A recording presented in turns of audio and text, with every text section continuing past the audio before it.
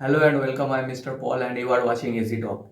Today was the second phase election in Jammu and Kashmir.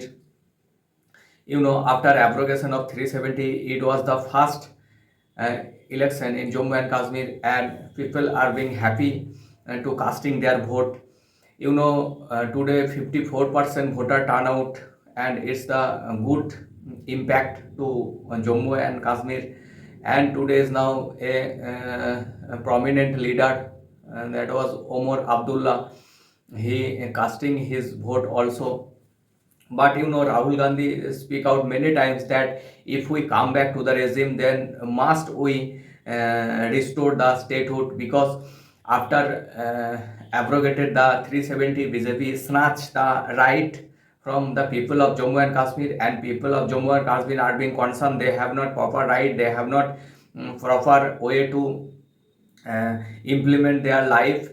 And Rahul Gandhi speak out that after we come, we must restore the 370.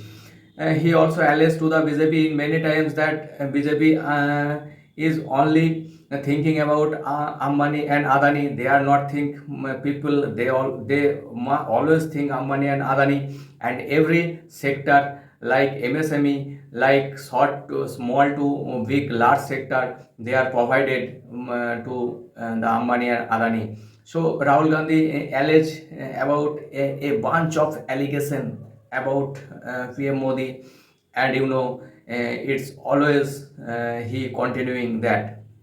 But it's the very good impact that after abrogation of 370, it's the first vote, and voter are being very happy. They spoke out that we are happy after long time, and now we casting the vote. It's the very happy because we have not right for a long time. We not provide our vote, but in the today we provide vote. It's we are happy and we implement our right.